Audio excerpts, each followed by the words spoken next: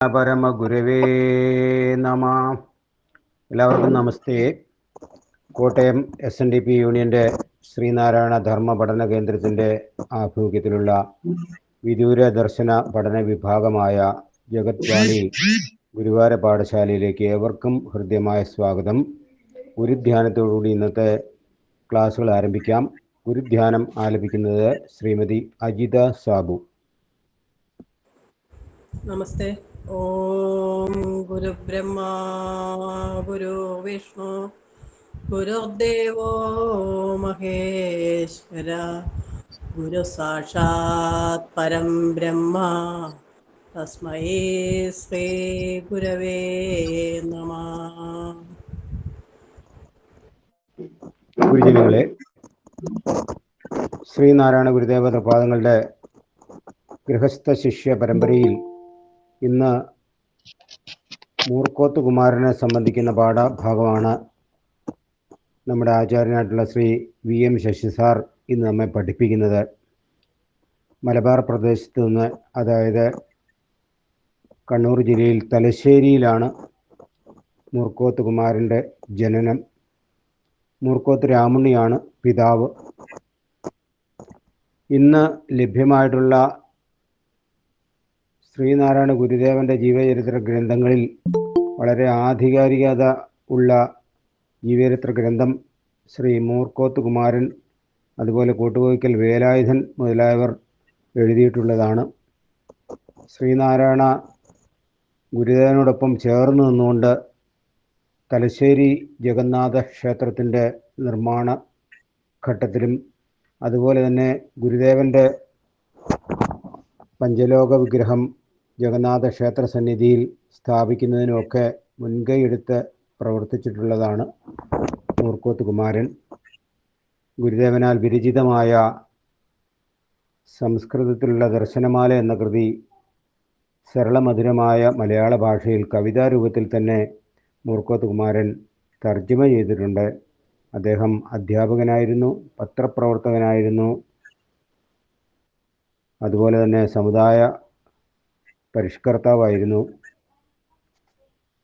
ഇന്നത്തെ ഈ പാഠഭാഗം സവിശദമായി അവതരിപ്പിക്കുന്നതിന് വേണ്ടി പഠനകേന്ദ്രത്തിൻ്റെ ആചാര്യനും അതുപോലെ കോട്ടയം SNDP യൂണിയൻ്റെ വൈസ് പ്രസിഡൻറ്റുമായിട്ടുള്ള ശ്രീ VM ശശി സാറിനെ സ്നേഹാദരപൂർവ്വം സ്വാഗതം ചെയ്യുന്നു. നമസ്തേ സാർ. എല്ലാവർക്കും നമസ്കാരം. നമുക്ക് വിഷയത്തിലേക്ക് കിടക്കാം. ഇവിടെ പ്രദീപ് കുമാർ സാർ സൂചിപ്പിച്ചതുപോലെ ശ്രീ മൂർക്കോത്ത് കുമാരൻ 1874 തലശ്ശേരിയിലാണ് ജനിച്ചത്. അച്ഛൻ മൂർക്കോത്ത് രാമുണ്ണി അവറുകളും അമ്മ കുഞ്ഞിച്ചിരുദേവി പുതിയ പറമ്പ് വീട്ടിൽ അവറുകളുമാണ്. അദ്ദേഹം മരിക്കുന്നത് 1941, 67 വയസ്സേ ഉണ്ടായിരുന്നു. ഇതിന്റെ വളരെ ചെറുപ്പത്തിൽ തന്നെ 6-ാം വയസ്സിൽ അമ്മ മരിച്ചു, 8-ാം വയസ്സിൽ അച്ഛനും മരിച്ചു. അതുകൊണ്ട് അമ്മാവന്മാരുടെ സംരക്ഷണയിലാണ് അദ്ദേഹത്തിന്റെ വിദ്യാഭ്യാസ കാലഘട്ടം പൂർണ്ണമായും കഴിഞ്ഞത്. അതുകൊണ്ട് ഒരുമാതിരി നല്ല സാമ്പത്തിക ശേഷിയുള്ള കുടുംബത്തിൽ ജനിച്ചെങ്കിലും അച്ഛന്റെ മരണത്തോടുകൂടി സാമ്പത്തിക ബുദ്ധിമുട്ടൊക്കെ അനുഭവിക്കേണ്ടി വന്നിട്ടുണ്ട് അദ്ദേഹത്തിന്. എങ്കിൽ പോലും അമ്മയുടെ വീടും ഏതാണ്ട് സമ്പന്ന കുടുംബമായിരുന്നുകൊണ്ട് അത്ര വലിയ ബുദ്ധിമുട്ടുകളൊന്നും അദ്ദേഹത്തിന് സഹിക്കേണ്ടി വന്നിട്ടില്ല എന്ന് വേണം നമുക്ക് വിലയിരുത്തുമ്പോൾ അനുമാനിക്കാൻ. ഈ തലശ്ശേരി ഭാഗത്തെ ഒരു പ്രത്യേകത ഞാൻ കഴിഞ്ഞ ക്ലാസ്സിൽ അത് പറയണമെന്ന് സൂചിപ്പിക്കണം ഉദ്ദേശിച്ചെങ്കിലും ഈ സമയപരിമിതി കൊണ്ടാണ് ചിലത് വിട്ടൊക്കെ പോകുന്നത്. അങ്ങനെ പറയാതെ വിട്ടതാണ്. കോഴിക്കോട് മുതൽ അങ്ങോട്ട് നമുക്ക് കൂട്ടാം. ആ പ്രദേശത്ത് ഈഴവ സമുദായം അറിയപ്പെടുന്നത് തീയന്മാരെന്ന രീതിയിലാണ്. സത്യത്തിൽ തീയർ എന്ന് പറയുന്നത് ഈഴവ തീയർ. നമുക്കിപ്പോൾ ഗവൺമെന്റിലേക്കാണെങ്കിലും സെലക്ഷന്റെ PSCയുടെ സെലക്ഷന്റെ അല്ലെ മറ്റെല്ലാത്തിലും ജാതി വെക്കുമ്പോൾ ഈഴവ തീയ എന്നൊരു ഒബ്ലിക്ക് ഇട്ട, ഈഴവൻ അല്ലെങ്കിൽ തീയൻ, രണ്ടും തുല്യമായ നിലയുള്ളതും പരസ്പരം ഒരേ സമുദായമാണെന്നുള്ള ബോധമൊക്കെ ഉണ്ടെങ്കിൽ പോലും ചില തരത്തിലുള്ള ആചാരപരമായ വ്യത്യാസങ്ങളും ഒക്കെ പ്രാദേശികപരമായി ഉണ്ടായിരുന്നു, നിലനിന്നിരുന്നു. അത് ഈ തലശ്ശേരിയിലെ ഒരു പ്രത്യേകത എന്ന് പറഞ്ഞാൽ ഈ അവിടുത്തെ സമുദായ കാര്യങ്ങൾ നടത്തുന്നതിന് തറവാടുകൾ ചേർന്നിട്ട് അതിൻ്റെ കാരണവന്മാരാൽ നയിക്കപ്പെടുന്ന തറകൾ എന്ന് പറയുന്ന ഒരു പ്ലാറ്റ്ഫോം ഉണ്ടാവും. അപ്പൊ തറവാടുകളിൽ ഉണ്ടാകുന്ന പ്രശ്നങ്ങൾ ഈ തറകൾ എന്ന പ്ലാറ്റ്ഫോമിൽ വന്നിരുന്ന് ചർച്ച ചെയ്ത് പരിഹരിക്കപ്പെടും. അതിലെ തറവാട്ടിലെ മൂത്ത കാരണവരായിരിക്കും അതിന്റെ വിധി കൽപ്പിക്കുന്നത്. അവിടെ എടുക്കുന്ന തീരുമാനങ്ങൾ അന്തിമമാണ്. സിവിലായിട്ടുള്ള വ്യവഹാരങ്ങളിലും ക്രിമിനലായിട്ടുള്ള വളരെ ക്രിമിനലായിട്ടുള്ള വ്യവഹാരങ്ങളിൽ പോലും അത്തരം തീരുമാനങ്ങൾ എടുക്കാനുള്ള സ്വാതന്ത്ര്യമുണ്ട്. അപ്പൊ അങ്ങനെ തറവാടുകൾ ഉണ്ടായിരുന്നു. ആ തറവാടുകളിൽ പരിഹരിക്കാൻ, അതായത് ഒരു തറ എന്ന് പറയുന്നതിന്റെ പരിധിയിൽ വരുന്ന 4 തറവാടുകൾ ഏകദേശം വരും. അതിലൊന്ന് മൂർക്കോത്ത് കുമാരന്റെ മൂർക്കോത്ത് തറവാടും അല്ലെങ്കിൽ അദ്ദേഹത്തിന്റെ അച്ഛൻ രാവുണ്ണിയുടെ തറവാട് ഉൾപ്പെടുന്നതായിരുന്നു.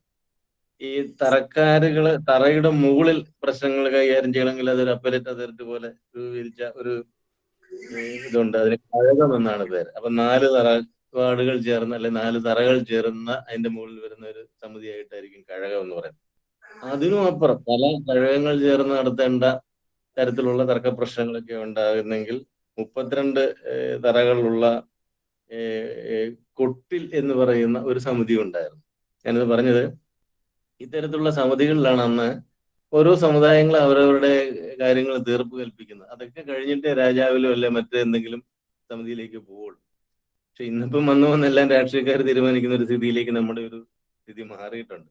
നമുക്ക് SNDPO സ്ഥാപിച്ച കാലം മുതൽ പഞ്ചായത്ത് നിലവിലുണ്ട്. ശാഖായോഗങ്ങളിലൊക്കെ പഞ്ചായത്തുണ്ട്, യൂണിയൻ തലത്തിലും പഞ്ചായത്തുണ്ട്. പക്ഷെ ആരും തന്നെ പഞ്ചായത്തിന്റെ കീഴിൽ ഒന്ന് പരിഹരിക്കാൻ ശ്രമിക്കുകയില്ല. ഇപ്പം ഓടിച്ചെന്ന് പഞ്ചായത്ത് മെമ്പറെ കാണും, അല്ലെങ്കിൽ MLA കാണും. അങ്ങനെയൊക്കെ കണ്ട് രാഷ്ട്രീയക്കാരുടെ കൈകളിലേക്ക് നമ്മുടെ പ്രശ്നങ്ങളെ വലിച്ചിഴയ്ക്കുന്ന, അല്ലെ അവരുടെ വേദിയിൽ ചർച്ച ചെയ്യുന്നതിന് വേണ്ടി വിട്ടുകൊടുക്കുന്ന സ്ഥിതിയാണ് നമ്മുടെ നാട്ടിലൊക്കെ നിലവിലുള്ളത് എന്ന് ഓർക്കണം. അതോടൊപ്പം വേറൊരു കാര്യം കൂടി എനിക്ക് മനസ്സിൽ ഓർമ്മ വന്നുകൊണ്ടാണ് ഈ തറയുടെ കാര്യവും തറവാടിന്റെ കാര്യം എടുത്തു പറഞ്ഞത്. അത് മറ്റൊന്നുമല്ല, ഈ അടുത്ത കാലത്തൊരു കേരളത്തിലെ ഒരു IAS ഓഫീസർ ഒരു ക്ലാസ് എടുക്കുമ്പം ആ കൂട്ടത്തിൽ തറവാടിനെ കുറിച്ച് ചർച്ച ചെയ്യുന്നു. കുട്ടികളുടെ ക്ലാസ് ആയിരുന്നു എന്റെ ഓർമ്മ. അതിൽ അദ്ദേഹം പറയുകയാണ്, തറവാട് എന്ന് പറഞ്ഞാൽ വേറെ ആരുടെയല്ലുള്ളൂ, അത് നായന്മാരുടേത് മാത്രമാണ്. നായന്മാർക്ക് മാത്രമേ തറവാട് ഉണ്ടായിരുന്നുള്ളൂ എന്ന് പറയും. നിങ്ങൾ ഞാനിപ്പം പറഞ്ഞ അത് എന്റെ കേൾവിക്കാരായിട്ടുള്ളവർ അതൊന്ന് പരിശോധിക്കണം, ഞാൻ പറഞ്ഞത് ശരിയാണോ. മലബാറിലെല്ലാം തറവാടുകളും ധാരാളമായിട്ട് ഈഴവർക്കുണ്ടായിരുന്നു. തെക്കൻ തിരുവിതാംകൂറിലും മധ്യ തിരുവിതാംകൂറിലും ഉണ്ടായിരുന്നു. മധ്യ തിരുവിതാംകൂറിൽ താരതമ്യേന ഇത്തരത്തിലുള്ള ഒരു സിസ്റ്റം ഉണ്ടായിരുന്നില്ല എന്ന് വേണമെങ്കിൽ പറയാം. എങ്കിൽ പോലും അതൊക്കെ തറവാടുകളിൽ നിന്നാണ്. തറവാടുകളിൽ നിന്ന് വാങ്ങി പോകുന്ന ഒട്ടനവധി ആളുകൾ കൂട്ടുകുടുംബ വ്യവസ്ഥയിൽ ഉണ്ടാവും. അതിനെല്ലാം കൂടെ കേന്ദ്രീകരിക്കുന്ന, സെൻട്രലൈസ് ചെയ്യുന്ന ഒരു സ്ഥാപനത്തിന്റെ പേരാണ് തറവാട്. അങ്ങനെ തറവാട് തെക്കൻ തിരുവിതാംകൂറിലേക്ക് പോയാൽ ഇല്ലങ്ങൾ വരെ ഉണ്ടായിരുന്നു. ഞാൻ CV കുഞ്ഞിരാമന്റെ ചരിത്രം പഠിപ്പിച്ചപ്പോൾ ഞാൻ പറഞ്ഞാണ്, വയ്യനാട് ഇല്ലം, ആ ഇല്ലത്തിൽപ്പെട്ട CV കുഞ്ഞിരാമൻ. അപ്പം വടക്കേ മലബാറിൽ തറവാടുകളും തറകളും ഒക്കെ ആയിരുന്നു എന്ന് നമ്മൾ മനസ്സിലാക്കണം. അതുകൊണ്ടാണ് ഞാൻ അത് ആമുഖമായി സൂചിപ്പിക്കണമെന്ന് വിചാരിച്ചത്. അതായത് അവിടുത്തെ ഒരു പൊതു കാര്യമാണെങ്കിലും നമ്മൾ അറിഞ്ഞിരിക്കണം, തറവാട്ടുകാർ തന്നെയാണ് എന്ന് നമ്മൾ അറിഞ്ഞിരിക്കണം. അല്ല തറവാട് വേറെ ഏതെങ്കിലും ഒരു സമുദായത്തിന്റെ മാത്രം കുത്തകയായിരുന്നു എന്ന ധാരണ അത് ആർക്കുണ്ടായാലും അത് തെറ്റാണ് എന്ന് നമുക്ക് പറയാൻ കഴിയണം.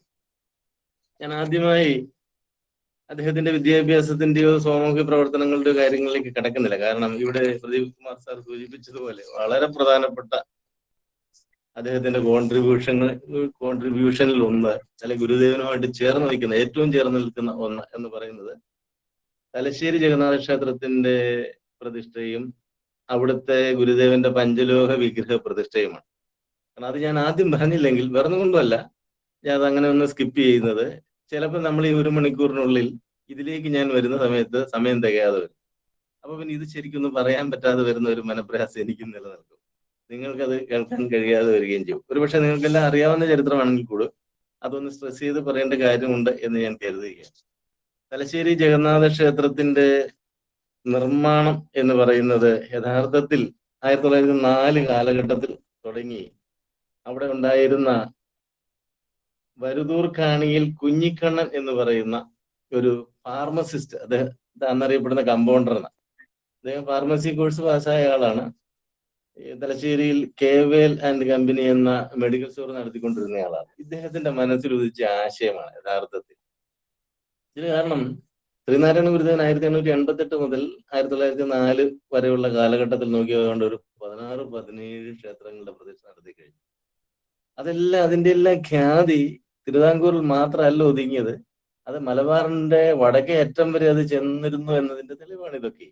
അപ്പൊ അവിടെയൊക്കെ ജീവിക്കുന്ന ആളുകൾക്ക് മനസ്സിൽ ഒരു ആഗ്രഹം തോന്നും, ഗുരുദേവനെ ഒന്ന് കാണണം, ഗുരുവിനെ കൊണ്ട് ഒരു ക്ഷേത്രത്തിന് പ്രതിഷ്ഠ നടത്തിക്കണം എന്നെല്ലാമുള്ള ചിന്തയുണ്ടാകും.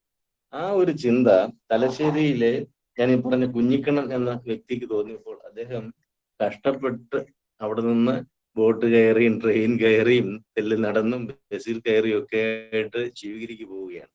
ശിവഗിരിയിൽ ചെന്ന് ശ്രീനാരായണ ഗുരുദേവനെ കണ്ടിട്ട് ഈ ആഗ്രഹങ്ങൾ പറഞ്ഞു. ഗുരുദേവനെ ക്ഷണിച്ചു തലശ്ശേരിക്ക്. ഗുരുദേവൻ പറഞ്ഞു ഇപ്പോൾ വരുന്നില്ല, നമ്മൾ പിന്നീട് വന്നോളാം എന്ന് പറഞ്ഞു. അപ്പൊ കുമാരനാശാനെ തിരക്കി. കുമാരനാശാനെ അവിടെ എല്ലാം തിരക്കിട്ട് കണ്ടില്ല. കുമാരനാശാനെ കണ്ട് ഈ കാര്യങ്ങൾ ഉറപ്പിച്ചു പോരണം എന്നോർത്ത് അവസാനം കണ്ട് കാര്യങ്ങൾ പറഞ്ഞു.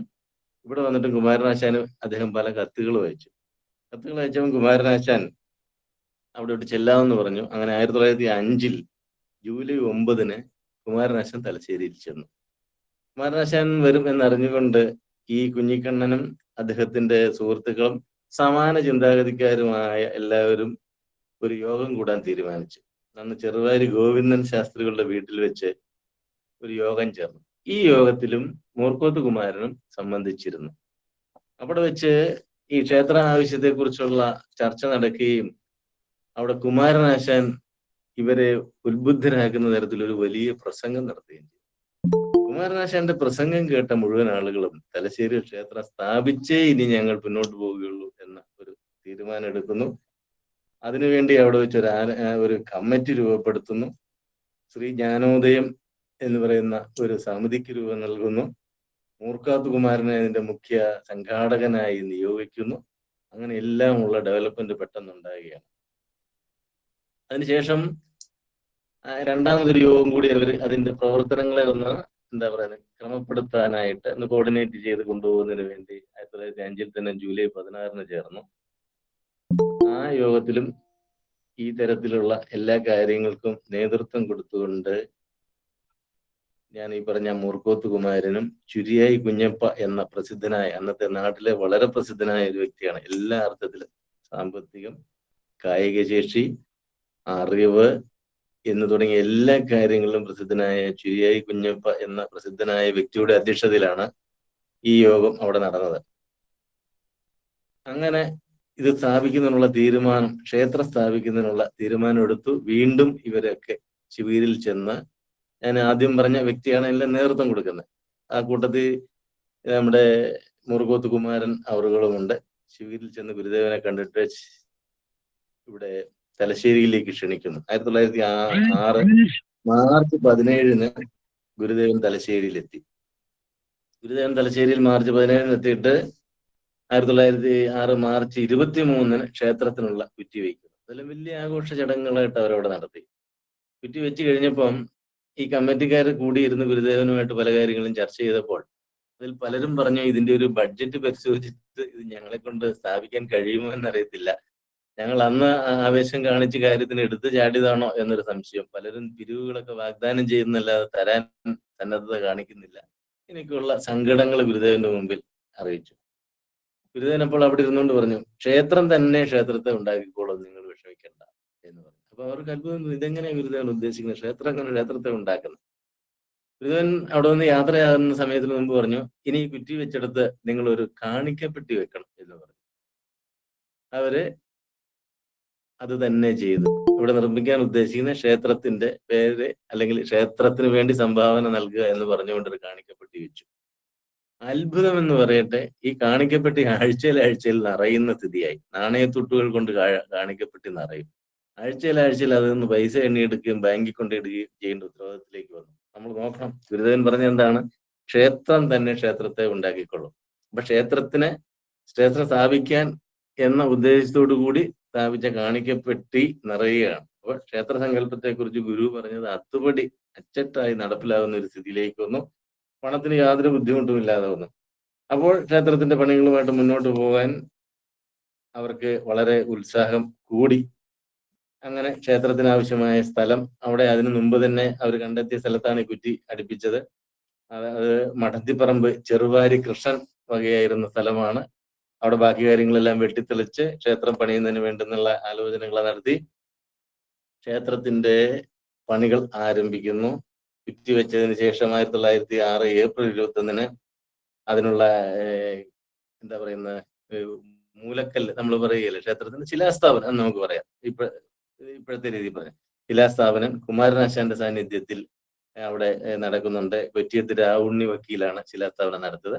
പിന്നെ പണികളങ്ങ് ആരംഭിക്കുകയാണ്. പണികളെല്ലാം ആരംഭിച്ചിട്ട് 1908 ഫെബ്രുവരി മാസം 13 വ്യാഴാഴ്ച ക്ഷേത്രത്തിന്റെ പ്രതിഷ്ഠ ശ്രീനാരായണ ഗുരുദേവൻ പങ്കെടുത്ത് നടത്തി. ഗംഭീരമായ ചടങ്ങുകളാണ് അവിടെ നടന്നതെന്നാണ് ചരിത്രത്തിൽ രേഖപ്പെടുത്തിയിരിക്കുന്നത്. അതിന്റെ ഓരോന്നിലേക്ക് ഐറ്റം തിരിച്ച് ഞാൻ അതിലേക്ക് പോകുന്നില്ല. കാരണം വലിയ ഘോഷയാത്രകള്, വലിയ എന്താ പറയുക, കാർണിവൽ, കച്ചവടങ്ങള് തുടങ്ങിയ എല്ലാം ആളുകളുടെ ഇടയിലേക്ക് ഒരു വലിയ സന്ദേശം കേന്ദ്രീകരിക്കുകയാണ്. സ്വന്തമായി നമുക്കൊരു ക്ഷേത്രം ഉണ്ടാകുന്നു എന്ന് പറഞ്ഞപ്പോൾ അവരെല്ലാം വളരെയേറെ ആഹ്ലാദിച്ചു. അങ്ങനെ ക്ഷേത്രം പ്രതിഷ്ഠ നടത്തി കഴിഞ്ഞപ്പോൾ അദ്ദേഹം ഗുരുദേവൻ അവിടെ ഇരുന്നുകൊണ്ട് തന്നെ പറഞ്ഞു. അപ്പൊ ആളുകൾ അതിനകം ഗുരുദേവന്റെ അടുക്കൽ പറഞ്ഞിട്ടുണ്ടായിരുന്നു, ഇവിടെ അടുത്ത് കൊട്ടിയൂർ എന്ന് പറയുന്ന ക്ഷേത്രമുണ്ട്. അടുത്തെന്ന് പറയാൻ 10-40 കിലോമീറ്ററിനുള്ളിലാണ് ഈ കൊട്ടിയൂർ ക്ഷേത്രം. അവിടെ നടക്കുന്ന ചടങ്ങുകളെ കുറിച്ചൊക്കെ വിവരിച്ചിരുന്നു. അപ്പൊ ശ്രീനാരായണ ഗുരുദേവൻ പറഞ്ഞു, നമുക്കും ഇവിടെ കൊട്ടിയൂർ നടക്കുന്നത് പോലെ ഇളനീരഭിഷേകം നടത്താം, ഇളനീർ തീർത്ഥാടനം നടത്താം എന്ന് പറഞ്ഞു. അതിന് പ്രകാരം ആ വർഷം തന്നെ മെയ് മാസം 24-ന് തലശ്ശേരി ജഗന്നാഥ ക്ഷേത്രത്തിൽ ആദ്യത്തെ ഇളനീരഭിഷേകം നടത്തിയ 200-250 ആളുകള് ഈ കരിക്കിൻകുല, നമ്മുടെ ഭാഷയിൽ പറഞ്ഞ കരിക്കിൻകുല എന്ന് പറയും. കരിക്കിൻകുല ഒരു ദണ്ടിന്റെ രണ്ടറ്റത്തും കെട്ടിയിട്ട് തോളിൽ വെച്ചുകൊണ്ട് ഒരു എന്താ പറയുന്ന പ്രത്യേക നാമജപത്തോടും ഒക്കെ കൂടി ക്ഷേത്രത്തിൽ എത്തിച്ചേരുന്നതാണ് ചടങ്ങാണ് കൊട്ടിയൂരമ്പലത്തിൽ നടക്കുന്നത്. അങ്ങനെ ഇവിടെയും ഈ ഇളനീരഭിഷേകം, ഇളനീർ തീർത്ഥാടനം, ഇളനീരാട്ടം എന്നാ പറയും. ഇളനീരാട്ടം 1908 മുതൽ തുടങ്ങി. അങ്ങനെ 8, 9, 10, 11 തുടങ്ങിയത് വർഷങ്ങളിലൊക്കെ നടന്നു. 8 ദിവസത്തെ ഉത്സവമാണ് ശ്രീനാരായണ ഗുരുദേവൻ നിർദ്ദേശിച്ച് അതിന് പ്രകാരമുള്ള കരിമരുന്ന് പ്രയോഗം അടക്കമുള്ള ഗംഭീര പരിപാടികളോടെ അവർ അന്ന് ഉത്സവം നടത്തുന്നു, എല്ലാം നടന്നു. 1912-ൽ ഈ ഇളനീർ അഭിഷേകം നടക്കുമ്പോൾ, അല്ലെങ്കിൽ ഈ ഇളനീരാട്ടം നടക്കുന്ന സമയത്ത് ശ്രീനാരായണ ഗുരുദേവനെ ക്ഷണിക്കുകയും ഗുരുദേവനോട് ചെല്ലുകയും ചെയ്യും. അപ്പൊ ഇളനീർ അഭിഷേകം രാത്രി 11 മണിയോടുകൂടിയാണ് അതിന്റെ പ്രധാന ചടങ്ങുകൾ നടക്കുക. ഗുരുദേവനോട് ഈ ആളുകൾ, ഭാരവാഹികൾ, ക്ഷേത്ര ഭാരവാഹികൾ പറഞ്ഞു. ഇതിനിടയ്ക്ക് ഞാൻ വിട്ടുപോയ ഒരു കാര്യമാണ്, ക്ഷേത്ര പ്രതിഷ്ഠ കഴിഞ്ഞപ്പോൾ ശ്രീനാരായണ ഗുരുദേവൻ നൽകിയ പേരാണ് ജഗന്നാഥ ക്ഷേത്രം എന്ന ഈ ക്ഷേത്രത്തിന്. അപ്പൊ ഇനി നമുക്ക് ജഗന്നാഥ ക്ഷേത്രം എന്ന് പറയാം. ജഗന്നാഥ ക്ഷേത്രത്തിന്റെ 1912-ലെ ഈ ഇളനീർ അഭിഷേകത്തിന് ഗുരുദേവന്റെ സാന്നിധ്യത്തിൽ കാര്യങ്ങളെല്ലാം ഒരുക്കി ഇരിക്കുമ്പോൾ ആളുകൾ ചെന്നൊരു പരാതി പറഞ്ഞു, സ്വാമി, കൊട്ടിയൂർ അമ്പലത്തിൽ ഇളനീർ അഭിഷേകം നടക്കുമ്പോൾ മഴ പെയ്യാറുണ്ട്.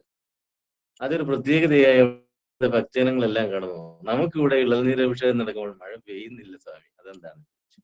ഗുരുദേവൻ ഒരു മന്ദസ്മിതത്തോടു കൂടി പറഞ്ഞ്, അതെന്താ അങ്ങനെ സംഭവിക്കുന്നത്? അവിടുത്തെ ദേവനും ഇവിടുത്തെ ദേവനും ഒന്ന് തന്നെയാണല്ലോ, അപ്പൊ അവിടെ മഴ പെയ്താൽ ഇവിടെ പെയ്യേണ്ടതാണല്ലോ എന്ന് പറഞ്ഞ് അത്രമാത്രം ഗുരുദേവൻ പറഞ്ഞുള്ളൂ എന്നാണ് ചരിത്രകാരന്മാർ രേഖപ്പെടുത്തിയിട്ടുള്ളത്.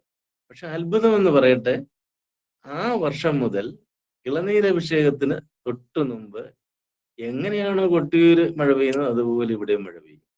എന്നിട്ട് ഈ മഴയിൽ മുട്ടോളമുള്ള മഴവെള്ളത്തിൽ, അല്ലെങ്കിൽ ആ മഴവെള്ളത്തിലൂടെ നീന്തി തുടിച്ച് ഇളനീരുമായിട്ട് ഭക്തജനങ്ങൾ നാമജപവും ഭജനയും പ്രാർത്ഥനയും ഒക്കെ ആയിട്ട് വന്ന് ക്ഷേത്രത്തിന് പ്രദക്ഷിണം വെച്ചിട്ടാണ് ഇളനീർ അഭിഷേകത്തിന് തയ്യാറെടുക്കുന്നത് എന്നാണ് നമുക്ക് മനസ്സിലാക്കാൻ കഴിയുന്നത്. അപ്പൊ അതിനാവശ്യമായ ഒരു മഴ പെയ്യാത്തതിന്റെ സങ്കടം അവിടെ അറിയിച്ചപ്പോൾ ഗുരുദേവൻ അത് വളരെ എന്താ പറയുക നിസ്സാരമായി കണ്ടു. പക്ഷെ ഗുരുവിന്റെ മനസ്സിൽ അത് സങ്കല്പം ഉണ്ടായിരുന്നു, മഴ പെയ്യുമെന്ന്.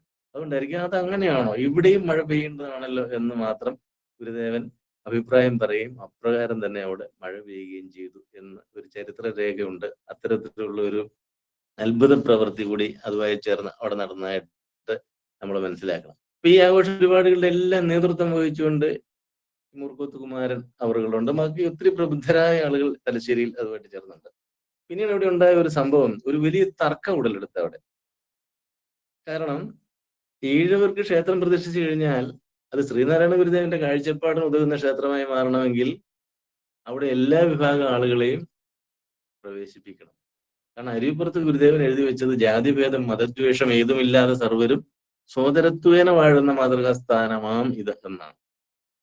പക്ഷെ തലശ്ശേരിയിൽ അന്ന് നിലനിന്നിരുന്ന ജാത്യാചാരത്തിന്റെ പ്രത്യേകത എന്ന് പറയുന്നത്, എങ്ങനെ സവർണർ, അത് ഇവിടെ അങ്ങനെ തന്നെയാണ്, തിരുവിതാംകൂറിലും തെക്കൻ തിരുവിതാംകൂറിലും കൊച്ചിയിലും മലബാറിലും എല്ലാം അത് തന്നെ. എങ്ങനെയാണോ സവർണർ നമ്മളോട് ഐത്തം കൽപ്പിച്ച് നമ്മളെ മാറ്റി നിർത്തുന്നത്, അതുപോലെ നാം പുലയ സമുദായം തുടങ്ങിയ പട്ടികജാതി പട്ടികവർഗങ്ങൾ നമുക്ക് വിശേഷിപ്പിക്കാൻ കഴിയുന്ന ഏറ്റവും സമൂഹത്തിന്റെ അടിത്തട്ടിലുള്ള സമുദായത്തോടും ഈ ഐത്തം പാലിച്ചിരുന്നു. അപ്പൊ ആളുകള് ഈ 1912-ലാണ് സംഭവം. ഗുരുദേവൻ ഇവരോട് ഭാരവാഹികൾ വിളിച്ചു, അതെന്താ അവർ കുറെ പേര് അങ്ങ് ദൂരെ മാറി നിൽക്കുന്നു. അപ്പൊ ഈ ആളുകൾ പറഞ്ഞു, അത് ക്ഷമിക്കണം, അതിന് മുമ്പൊരു സംഭവം ഉണ്ടായി. ഈ ജ്ഞാനവർദ്ധിനി സഭയില്, അതായത് ജ്ഞാനോദയ യോഗത്തില് ഇത് സംബന്ധിച്ച് 2 പക്ഷമുണ്ടായി. മൂർക്കോത്ത് കുമാരനും അദ്ദേഹത്തിനോടൊപ്പം ചേർന്ന് നിൽക്കുന്ന ആളുകളും ഗുരുദേവന്റെ പക്ഷപാതികളായിരുന്നു. അവർ പറഞ്ഞു, ഒരു കാരണവശാലും മറ്റുള്ളവരെ കയറ്റാതിരിക്കരുത്. അത് ഗുരുദേവ ദർശനത്തോട് അല്ലെ ഗുരുവിന്റെ തത്വോപദേശങ്ങളോടും ഗുരുദേവനോട് തന്നെ, തൃപ്പാദങ്ങളോട് തന്നെ കാണിക്കുന്ന ഒരു അവഗണന പോലെയാണ്. അതുകൊണ്ട് പുലിയ സമുദായത്തിൽപ്പെട്ട ആളുകൾക്കും ഇതിൽ പ്രവേശനം അനുവദിക്കണം, അത് തന്നെയാണ് നമ്മുടെ പക്ഷം എന്ന് പറഞ്ഞ് ഈ മൂർക്കോത്ത് കുമാരൻ ശക്തമായി വാദിച്ചു. അതൊരു എന്താ പറയുന്നത്, ഒരു വാക്കേറ്റത്തിന്റെയും എന്ന് പറഞ്ഞാല് പരസ്പരം ഏറ്റുമുട്ടലിന്റെ തലം വരെ അവിടെ എത്തിയിരുന്നു എന്നാണ് ആളുകൾ പറയുന്നത്. അങ്ങനെ എത്തിയപ്പോൾ ആളുകള് ഗുരുദേവനെ തന്നെ അഭയം പ്രാപിച്ചു. ഗുരുവിനെ അവിടെ വീണ്ടും ക്ഷണിച്ചു വരുത്തി. ഗുരുവോടെ വന്നു, ഈ തർക്കത്തിൽ ഇടപെട്ടു, മധ്യസ്ഥ വഹിച്ചു. അവസാനം 2 കൂട്ടർ അങ്ങോട്ടും ഇങ്ങോട്ടും പോർവിളികളുമായി നിൽക്കുമ്പോൾ അവസാനത്തെ ഒരു തീരുമാനം എത്താൻ ഗുരു കാത്തിരിക്കുമ്പോൾ 2 കൂട്ടരും ഒരു സമ്മതം കൊടുത്തു. സ്വാമി എന്ത് അഭിപ്രായം പറഞ്ഞാൽ ഞങ്ങൾ സ്വീകരിക്കാമെന്ന് പറഞ്ഞു. മറ്റവരോടും ചോദിച്ചപ്പോൾ അവരും പറഞ്ഞു, സ്വാമി എന്ത് അഭിപ്രായം ഞങ്ങൾ സ്വീകരിക്കാമെന്ന് പറഞ്ഞു.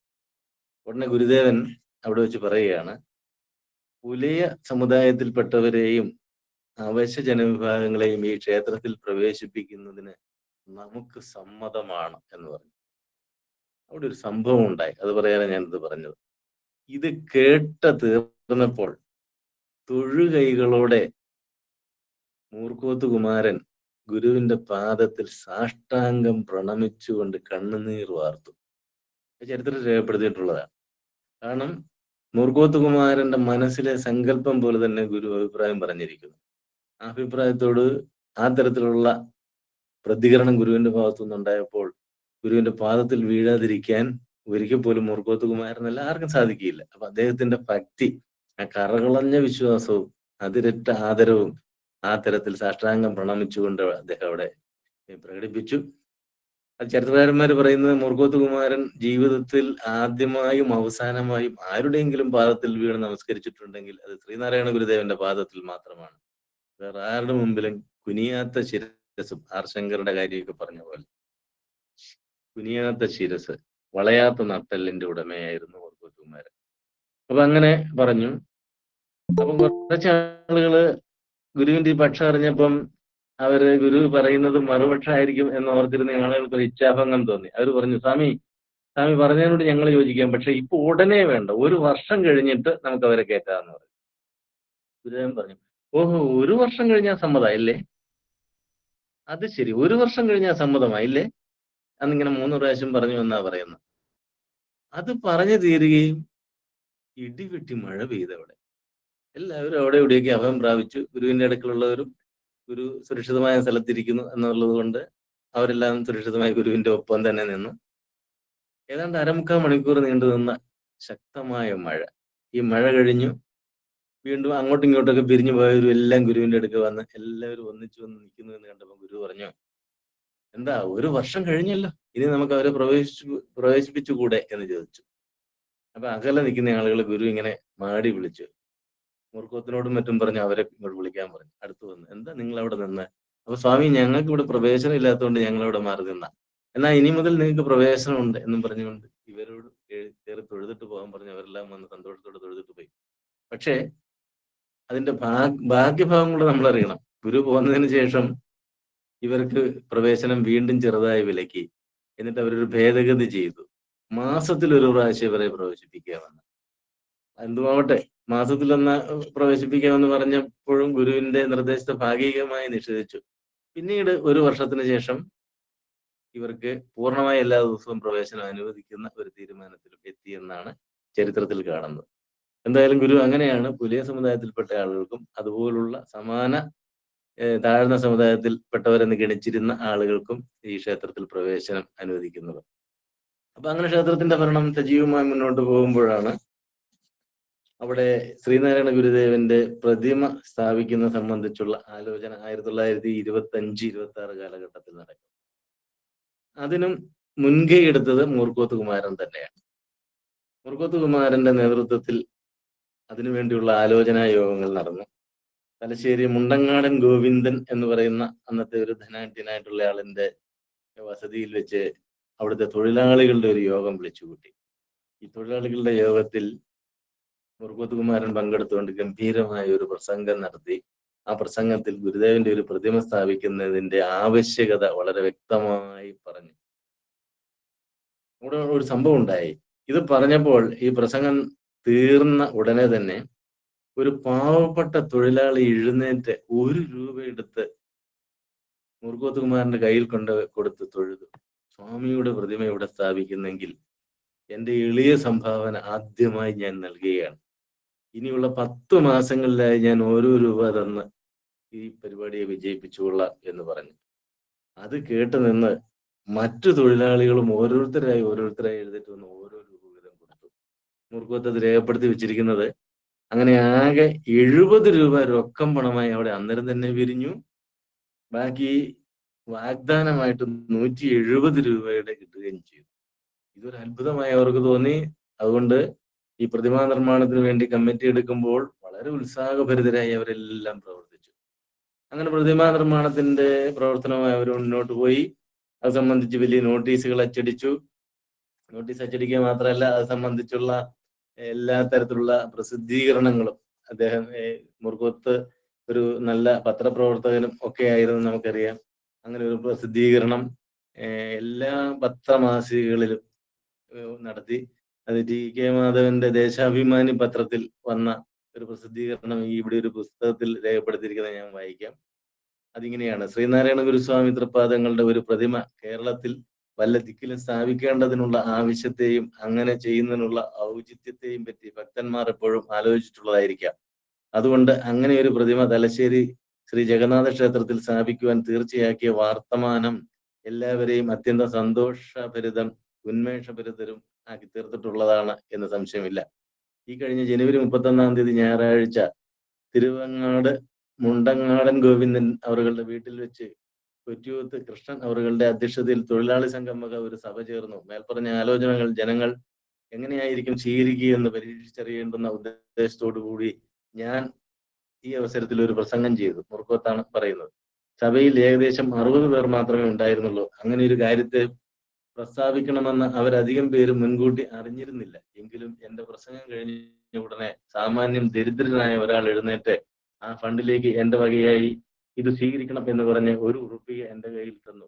കേരളത്തിലെ പാവപ്പെട്ട അനേകായിരം ജനങ്ങളുടെ ഹൃദയത്തിൽ സങ്കടകാലങ്ങളിൽ അവരുടെ ആശ്വാസമായും ശരണമായും സ്വാമി തൃപ്പാദങ്ങളുടെ പാവനമായ സ്വരൂപം കുടികൊണ്ടിരിക്കുന്നതിന്റെ ബാഹ്യ ചിഹ്നമായിരുന്നു ആ സാധുവിന്റെ പ്രവൃത്തി. എത്ര ഹൃദയസ്പൃക്കാണെന്ന് ഓർക്കണം ആ വാചകം എന്ന് എനിക്ക് തോന്നി. അങ്ങനെയുള്ളവർക്കും അവരുടെ തലമുറകളായി ഇനി ജനിക്കാനിരിക്കുന്നവർക്കും എന്നെന്നും കണ്ടുകൊണ്ട് വന്നിപ്പാനും ആ വഴിയായി പരിശുദ്ധമായ ഒരാദർശം ലോകരുടെ ഇടയിൽ വ്യാപിക്കാനും ഇടവരത്തക്കവണ്ണം ബ്രഹ്മശ്രീ നാരായണ ഗുരുസ്വാമി തൃപ്പാദങ്ങളുടെ ഏറ്റവും തന്മയത്വമുള്ള ഒരു പ്രതിബിംബം ലോഹത്തിൽ പ്രതിമാരൂപത്തിൽ സ്ഥാപിക്കുവാനുള്ള ആലോചന പ്രയാസം കൂടാതെ സാധിക്കുമെന്നുള്ളതിന്റെ ശുഭ സൂചകമാണ് ആ ഉറുപ്പിക എന്നും എനിക്ക് തോന്നി. ഇതിന് തുടർച്ചയായി അവിടെ കൂടിയ പലരും സംഭാവന ചെയ്തു തുടങ്ങി. ആ ചെറിയ സഭയിൽ 70 രൂപ രൊക്കം പിരിയുകയും 170 രൂപ പലരും വാഗ്ദാനം ചെയ്യുകയും ചെയ്തു. സംഭാവന ചെയ്തവരിൽ അധികം പേരും തൊഴിലാളികളായിരുന്നു. നിത്യം ദേഹാധ്വാനം ചെയ്ത് അഹോവൃത്തി സമ്പാദിക്കുന്നവർ ഓരോ ഉറുപ്പിക കൊണ്ടുവന്ന് തന്നിട്ട് ഇങ്ങനെ 10 മാസം ഓരോ ഉറുപ്പിക വീതം തന്നുകൊള്ളാം എന്നാണ് അവർ പറഞ്ഞത്. എത്ര ഹൃദയസ്പൃക്കായിട്ടാണ് ആ കാര്യങ്ങൾ അദ്ദേഹം രേഖപ്പെടുത്തിയിരിക്കുന്നത്. അങ്ങനെ തൊഴിലാളികളുടെ പണം ഓരോ ഉറുപ്പിക ഇതുകൊണ്ട് ആണ് അതിന്റെ പണികൾ നടത്താൻ അവർ ആലോചിച്ചതും. അതിലേക്ക് പിന്നീട് സംഭാവന പല രൂപത്തിൽ പല സ്ഥലങ്ങളിൽ നിന്ന് വന്നിട്ടുണ്ട്. ശ്രീലങ്കയിൽ നിന്ന് പോലും മുറുകോത്ത് കുമാരൻ പോയി അതിന് പിരിവെടുത്തിട്ടുണ്ട്. അങ്ങനെ ആലോചന നടത്തിയും ശ്രീലങ്കയിൽ പിരിവിന് പോകുന്ന സമയത്താണ് ഇറ്റലിക്കാരനായ തവർലി എന്ന് പറയുന്ന ശില്പിയെ കണ്ട് പ്രതിമാ നിർമ്മാണത്തിന് ഏർപ്പാട് ചെയ്യുന്നത്. അവിടെ ഏർപ്പാട് ചെയ്തപ്പോൾ അദ്ദേഹം അതിന് 10,000 രൂപ പ്രതിഫലം വേണമെന്ന് ആവശ്യപ്പെട്ടിരുന്നു. എന്നാൽ അദ്ദേഹം പിന്നീട് ശ്രീനാരായണ ഗുരുദേവന്റെ മഹത്വത്തെക്കുറിച്ചും ദിവ്യത്വത്തെക്കുറിച്ചും പറഞ്ഞു കഴിഞ്ഞപ്പോൾ നമുക്ക് 10,000 രൂപ ആവശ്യമില്ല, 6,000 രൂപ മതി, ബാക്കി ഞാൻ കുറവ് ചെയ്തു തരാം എന്ന് പറഞ്ഞ 6,000 രൂപയ്ക്കാണ് അദ്ദേഹം ഈ പ്രതിമ നിർമ്മിച്ചത്. 2 പക്ഷമുണ്ട്. ഒന്ന് ശ്രീലങ്കയിൽ വെച്ച് പ്രതിമ നിർമ്മിച്ചു എന്നും, അതല്ല അദ്ദേഹം ഇറ്റലിയിൽ ചെന്നിട്ട് ഇറ്റലിയിൽ നിർമ്മിച്ച് കപ്പൽ മാർഗം മദ്രാസ് തുറമുഖത്ത് കൊണ്ടുവന്നിട്ട് മദ്രാസിൽ നിന്ന് വാഹന ഘോഷയാത്രയുടെ അകമ്പടിയോടെയാണ് തലശ്ശേരിക്ക് പോയതെന്നും, അല്ല ശ്രീലങ്കയിൽ നിന്ന് തന്നെ കപ്പലിൽ കയറ്റി തലശ്ശേരിയിൽ കടൽ മാർഗ്ഗം എത്തിച്ചിട്ട് അവിടെ നിന്നാണ് വാഹനയാത്ര കൊണ്ടുപോയെന്നൊക്കെ ചരിത്രത്തിൽ രണ്ടു പക്ഷമുണ്ട്. നമുക്കറിയാം ഗുരുവിന്റെ ജീവിതവുമായിട്ട് ബന്ധപ്പെട്ട കർമ്മപദവുമായിട്ട് ബന്ധപ്പെട്ട എല്ലാ ചരിത്രങ്ങളിലും അവിടെ ഇവിടെയൊക്കെ ഇത്തരത്തിലുള്ള സ്ഖലിതങ്ങൾ കാണാം. അതിലേത് വിശ്വസിച്ചാലും കുഴപ്പമില്ല. എന്തായാലും അതിഗംഭീരമായ ഘോഷയാത്രയും വലിയ ആഘോഷവും ഒക്കെ ആയിട്ടാണ് ഈ പഞ്ചലോക വിഗ്രഹം അവിടെ പ്രതിഷ്ഠിക്കുന്നത്. അത് നമുക്കറിയാം മൂർക്കോത്ത് കുമാരന്റെ ഒരു വലിയ ആലോചനയുടെയും മുന്നിൽ നിന്നുള്ള പ്രവർത്തനത്തിന്റെയും ഫലമായിട്ടാണ്. എന്ന് മാത്രമല്ല, മൂർക്കോത്താണ് ഈ പ്രതിമ സ്ഥാപിക്കാൻ യഥാർത്ഥ യോഗ്യൻ ബോധാനന്ദ സ്വാമിയാണെന്ന് അവരുടെ കമ്മിറ്റിയിൽ പറയുന്നത്. അങ്ങനെ ബോധാനന്ദ സ്വാമിയെ ക്ഷണിച്ചുകൊണ്ടെന്നാണ് അത് നടത്തിയത്. അതിന് അദ്ദേഹം പറഞ്ഞ കാരണം ഇത് തന്നെയാണ്. ബോധാനന്ദ സ്വാമി ഗുരുദേവന്റെ ശിഷ്യനായി മാറുന്നതിന് മുമ്പ് തലശ്ശേരി ജഗന്നാഥ ക്ഷേത്രം സ്ഥാപിക്കുന്ന സമയത്ത് ശ്രീനാരായണ ഗുരുദേവനോട് ഇനി ക്ഷേത്രപ്രതിഷ്ഠകൾ നടത്താൻ പാടില്ലെന്നും തലശ്ശേരിയിലും പ്രതിഷ്ഠ ആവശ്യമില്ലെന്നും തർക്കിച്ച് ഗുരുദേവനെ തോൽപ്പിക്കാൻ വേണ്ടി തലശ്ശേരിയിൽ വന്ന് ഗുരുദേവനെ കണ്ടയാളാണ്. പക്ഷെ തർക്കിക്കാനും വന്നയാൾ ഗുരു പാദത്തിൽ വീണ് നമസ്കരിക്കുകയും ഗുരുവിന്റെ വാക്കുകൾ കേട്ട് അത് ഹൃദയത്തിൽ ഏറ്റുവാങ്ങിക്കൊണ്ട് പിന്നീട് വിഗ്രഹപഞ്ചകനായി വന്നയാൾ വിഗ്രഹ സ്ഥാപകനായി മാറുന്ന ക്ഷേത്ര പ്രതിഷ്ഠാ സ്ഥാപകനായി മാറുന്ന ശിഷ്യനായി രൂപാന്തരപ്പെടുന്ന ചരിത്രമാണ് നമുക്ക് കിട്ടുന്നത്. അങ്ങനെ ബോധാനന്ദ സ്വാമി 1912 ശിവഗിരിയിൽ ചെന്ന് ശ്രീനാരായണ ഗുരുദേവന്റെ ശിഷ്യനായി ശാരദാ പ്രശ്നം നടക്കുന്ന വർഷം ചേർന്നതിന് ശേഷം ഉണ്ടായ മാറ്റങ്ങൾ. അപ്പൊ എന്തുകൊണ്ടും ശ്രീനാരായണ ഗുരുദേവന്റെ പ്രതിമ സ്ഥാപിക്കാനുള്ള പൂർണ്ണ അർഹത ഒരു കടം വീട്ടൽ പോലെയാണെങ്കിൽ പോലും ഉള്ളത് ബോധാനന്ദ സ്വാമിക്കാണ് എന്ന ബോധ്യത്തിൽ നിന്നുണ്ട്. അത് സംബന്ധിച്ച് അത്തരത്തിൽ അദ്ദേഹം പരാമർശിക്കുക കൂടി ചെയ്തിട്ടുണ്ട്. ബോധാനന്ദ സ്വാമിയെ തന്നെ ക്ഷണിക്കണം എന്ന് തീരുമാനിച്ചു. അങ്ങനെ ബോധാനന്ദ സ്വാമി വന്ന 1927 മാർച്ച് മാസം 12-ാം തീയതി ശനിയാഴ്ച അർദ്ധരാത്രി കഴിഞ്ഞ ശുഭമുഹൂർത്തത്തിൽ ശ്രീനാരായണ ഗുരുദേവന്റെ പ്രതിമ അവിടെ പ്രതിഷ്ഠിച്ചു. പിറ്റേ ദിവസം അതിന്റെ അനാച്ഛാദനം മഞ്ചേരി എസ് രാമയ്യർ അവരുടെ അധ്യക്ഷതയിൽ ചേർന്ന സമ്മേളനത്തിൽ വെച്ച് NF റാവു എന്ന പ്രസിദ്ധനായ വ്യക്തി നിർവഹിച്ചു. മൂർക്കോത്താണ് ആ സമ്മേളനത്തിലെ സ്വാഗതം പ്രസംഗം നടത്തിയത്. എല്ലാ തരത്തിലുള്ള ആഘോഷങ്ങളും ഉണ്ടായിരുന്നു. നമ്മളിപ്പോൾ ചെന്നാൽ കാണുന്ന ആ പ്രതിമ അന്ന് സ്ഥാപിച്ചപ്പോൾ അതിന്റെ മേൽക്കൂര ഓടുമേഞ്ഞതായിരുന്നു. ഇപ്പോൾ വാർത്ത് ഗംഭീരമാക്കി ചില്ലിട്ട് ഒക്കെ ബലപ്പെടുത്തിയിട്ടുണ്ട്. എങ്കിലും അന്ന് മേൽക്കൂര ഉണ്ടായിരുന്നു, ഭിത്തിയൊക്കെ ഉണ്ടായിരുന്നു. അതൊക്കെ കെട്ടിയിട്ടാണ് ചെയ്തത്. എങ്കിലും അത് ഓടുമേഞ്ഞിരുന്നായിരുന്നു എന്നാണ് ചരിത്രത്തിൽ കാണുന്നത്. അപ്പൊ ഇതാണ് യഥാർത്ഥത്തിൽ മൂർക്കോത്ത് കുമാരൻ ശ്രീനാരായണ ഗുരുദേവന്റെ പാദങ്ങളിൽ സമർപ്പിച്ചത് എന്ന് നമ്മൾ അറിയണം. ഗുരുദേവന്റെ പ്രതിമ യഥാർത്ഥത്തിൽ ഗുരുദേവനോടുള്ള അത്യാദരവിന്റെ ബഹിർസ്ഫുരണമാണ്. കാരണം ലോകത്തിലാർക്കും തന്നെ ജീവിച്ചിരിക്കുന്ന കാലഘട്ടത്തിൽ ഒരു പ്രതിമ വെച്ച് ആരാധന നടത്താനുള്ള ഭാഗ്യം കിട്ടിയിട്ടുണ്ടെന്ന് എനിക്ക് തോന്നുന്നില്ല. ക്രിസ്തുദേവന്റെ ചരിത്രത്തിൽ ഇത് കാണുന്നില്ല, നബിയുടെ ചരിത്രത്തിൽ അത് കാണുന്നില്ല, ബുദ്ധന്റെ ചരിത്രത്തിൽ അത് കാണുന്നില്ല, ശ്രീകൃഷ്ണന്റെ ചരിത്രത്തിലും അത് കാണുന്നില്ല, ശ്രീരാമന്റെ ചരിത്രത്തിലും അത് കാണുന്നില്ല. എങ്ങും തന്നെ നമുക്കത് ലഭ്യമല്ല. അവരുടെയൊക്കെ കാലത്തിന് ശേഷമാണ്, ക്രിസ്തുവിന്റെ കാലത്തിന് ശേഷമാണ് ക്രിസ്തുമതം പോലും രൂപീകരിക്കപ്പെടുന്നത്. നബിയുടെ കാലത്തിന് ശേഷമാണ് അത്തരത്തിലുള്ള അതുമായി ബന്ധപ്പെട്ട മതപരമായ കെട്ടുറപ്പുകളൊക്കെ ഉണ്ടാകുന്ന എല്ലാ ബുദ്ധന്റെ ഒക്കെ അത് തന്നെ. അപ്പൊ ശ്രീനാരായണ ഗുരുദേവനാണ് യഥാർത്ഥത്തിൽ സശരീരനായിരിക്കുന്ന കാലഘട്ടത്തിൽ തന്നെ ജനലക്ഷങ്ങളുടെ ആരാധനാപാത്രമായി അവരുടെ പൂജാവിഗ്രഹമായി മാറുന്ന സൗഭാഗ്യം ലഭിച്ചത്. അതൊരു പക്ഷേ ചരിത്ര നിയോഗമായിരിക്കാം. ആ ചരിത്ര നിയോഗം മലയാളികളുടെയും ശ്രീനാരായണ ഗുരുദേവ വിശ്വാസികളുടെയും ആ ഗണത്തിൽപ്പെട്ട ലോകത്ത് എല്ലായിടത്തും ജീവിക്കുന്നവരുടെയും ഒരു സൗഭാഗ്യമാണ് എന്നുകൂടി ഞാൻ ഈ സമയത്ത് അറിയിക്കുകയാണ്. അപ്പൊ ഇതാണ് തലശ്ശേരി ജഗന്നാഥ ക്ഷേത്രത്തിന്റെ സ്ഥാപനവും അവിടുത്തെ പ്രതിമാ പ്രതിഷ്ഠയും ആയിട്ടുള്ള പ്രതിമാ പ്രതിഷ്ഠയും സംബന്ധിച്ചുള്ള ചുരുങ്ങിയ ചരിത്രം. കോഴിക്കോട് ശ്രീകണ്ഠേശ്വര ക്ഷേത്രം ഉണ്ടാകുന്നതും ഈ തലശ്ശേരി ജഗന്നാഥ ക്ഷേത്രം സ്ഥാപിച്ച് 2 വർഷം കൂടി കഴിഞ്ഞിട്ടാണെന്ന് നമുക്കറിയാം. അപ്പൊ തലശ്ശേരിയിൽ ഇങ്ങനെ ഒരു ക്ഷേത്രം ഉണ്ടാകണമെന്ന് അവിടുത്തെ ആളുകൾ ആഗ്രഹിച്ചു. ഇതിന് കാരണം മൂർക്കോത്ത് കുമാരനും അതുപോലുള്ള ഞാൻ ആദ്യം പറഞ്ഞ ചില പേരുകാരുണ്ട്. ഇവർക്കൊക്കെ ഗുരുദേവ ഭക്തി ആ കാലഘട്ടത്തിൽ തന്നെ വളരെ സജീവമായിട്ടുണ്ടാകണം. SNDP യോഗം 1903 സ്ഥാപിച്ചു. SNDP യോഗം 1903 സ്ഥാപിച്ചതിന് ശേഷം 2ാമത് വാർഷിക യോഗം കൊല്ലത്ത് വെച്ച് അതിഗംഭീരമായ അഖിലേന്ത്യാ കാർഷിക വ്യവസായ പ്രദർശനം അടക്കമുള്ള പരിപാടികളോട് നടത്തിയെങ്കിൽ 4ാമത് വാർഷിക യോഗം 1905 നടക്കുന്നത് കണ്ണൂർ ജില്ലയിലെ തലശ്ശേരിയിൽ വെച്ച് തന്നെയാണ്. അപ്പൊ 1905 ആയപ്പോൾ തന്നെ 1906 നടക്കുന്നത് ഈ തലശ്ശേരിയിൽ വെച്ചാണ്. അപ്പൊ ആ തലശ്ശേരിയിൽ വെച്ച് 5, 6, 7 എനിക്ക് കണക്ക് തെറ്റിപ്പോയി, പെട്ടെന്ന് ഞാൻ പറഞ്ഞപ്പോൾ പറ്റിപ്പോയ. 1905 2ാമത് നടന്നു. 3, 4 എന്ന് പറയുമ്പോൾ 7 നടക്കുന്നത്. ആ കാലഘട്ടത്തിൽ 4ാമത് വാർഷികമാണ് അവിടെ വെച്ച് നടന്നത്. പെട്ടെന്ന് പറഞ്ഞപ്പോൾ അങ്ങനെ തെറ്റിപ്പോയതാണ്. എന്തായാലും 4ാമത് വാർഷിക യോഗം നിങ്ങൾ ഓർത്താൽ മതി. ഞാനിത് പറഞ്ഞത് ഈ ചുരുങ്ങിയ പീരീഡിനുള്ളിൽ തന്നെ തലശ്ശേരിയിൽ വാർഷികയോഗം നടത്താൻ പറ്റിയ തരത്തിൽ തലശ്ശേരി നിവാസികളുടെ ഹൃദയത്തിൽ ഗുരുദേവനും SNDP യോഗവും സ്ഥാനം പിടിച്ചിരുന്നു. ഇത് പറയാൻ വേണ്ടി ഞാനിത് പറഞ്ഞു. അപ്പൊ അതുകൊണ്ടാണ് ഗുരുദേവന്റെ പ്രതിമ സ്ഥാപിക്കുവാനും തലശ്ശേരി ജഗന്നാഥ ക്ഷേത്രം സ്ഥാപിക്കുവാനും പിന്നീട് കോഴിക്കോട് ശ്രീകണ്ഠേശ്വര ക്ഷേത്രം സ്ഥാപിക്കുവാനും പിന്നീട് കണ്ണൂർ സുന്ദരേശ്വര ക്ഷേത്രം സ്ഥാപിക്കുവാനും പിന്നീട് കുദ്രോളിയിൽ ഗുരുദേവന്റെ ക്ഷേത്രവും ശിവക്ഷേത്രവും ഉൾപ്പെടെയുള്ള വലിയ മനോഹരമായ ക്ഷേത്രം സ്ഥാപിക്കുവാനും ഒക്കെ ഇടയായത്. ഗോകർണനാഥ ക്ഷേത്രം കുദ്രോളിയിലെ. അപ്പൊ ആ കാലഘട്ടത്തിൽ തന്നെ ഗുരുവിന്റെ ഖ്യാതി എവിടെയൊക്കെ എത്തിയിരുന്നു എന്ന് നമുക്ക് അറിയണം. ചില ആളുകള് ഗുരുവിന്റെ ഖ്യാതി അങ്ങനെയൊന്നും ഈ കേരളത്തിന് വെളിയിലേക്ക് പോയിട്ടില്ല എന്നൊക്കെയുള്ള രൂപത്തിൽ പ്രസംഗിക്കുന്നത് കേൾക്കാം. ചില ചരിത്ര മണ്ടന്മാർ നമ്മൾ അവരെ വിശേഷിപ്പിക്കേണ്ടി വരും. ഇത്തരം ചില ചരിത്ര മണ്ടന്മാരുണ്ട്. സത്യത്തിൽ അങ്ങനെയല്ല. ഗുരുവിനെ ഉത്പതിഷ്ണുക്കളായിട്ടുള്ള ആളുകൾ, ക്രാന്തദർശികളായിട്ടുള്ള ആളുകൾ, വായിക്കുന്ന ആളുകൾ, ചിന്തിക്കുന്ന ആളുകൾ ഒക്കെ വളരെ കൂടുതലായി അറിഞ്ഞിരുന്നു. അല്ലാത്ത സാധാരണ ജനങ്ങളുടെ ഇടയിൽ മാത്രമാണ് ഗുരുവിനെ അത്രയധികം ഖ്യാതി ലഭിക്കാതെ പോയത്. എന്നാൽ സാധാരണ ജനങ്ങളിൽ ഒരുപാട് ആളുകൾ ഗുരുവിന്റെ അത്ഭുത സിദ്ധികളിൽ ആകർഷകരായി ഗുരുസവിധത്തിൽ അണഞ്ഞവർ ധാരാളമായിട്ടുണ്ട്. അപ്പൊ നമുക്ക് മുർഗോദ്കുമാരന്റെ വിദ്യാഭ്യാസം തുടങ്ങിയ കാര്യങ്ങളിലേക്ക് ഇനി കടന്നു പോകാം. ഇതൊരു പ്രധാന പോയിന്റ് ആയതുകൊണ്ട് ഞാനിത് ആദ്യം കയറി പറഞ്ഞാണ്, ഞാൻ ഒരിക്കൽ കൂടി സൂചിപ്പിച്ചെന്ന് മാത്രമേ ഉള്ളൂ. പ്രാഥമിക വിദ്യാഭ്യാസം അദ്ദേഹം നാട്ടിലെ സ്കൂളുകളിൽ നടത്തി. എന്നാൽ അത് കഴിഞ്ഞിട്ടുള്ള ഹയർ എഡ്യൂക്കേഷൻ, കോളേജ് വിദ്യാഭ്യാസത്തിന്, അതായത് ഇന്നത്തെ പ്രീ ഡിഗ്രിക്ക് തുല്യമായി FA പരീക്ഷയൊക്കെ ഉള്ള അതിന് ചേർന്നത് ആദ്യമായിട്ട് ചേർന്ന ബ്രണ്ണൻ കോളേജിലാണ്, തലശ്ശേരിയിൽ. നമുക്കറിയാം, പിണറായിയൊക്കെ പഠിച്ച എവിടെയാണെന്ന് നമ്മൾ കേട്ടിട്ടുണ്ടാവില്ല.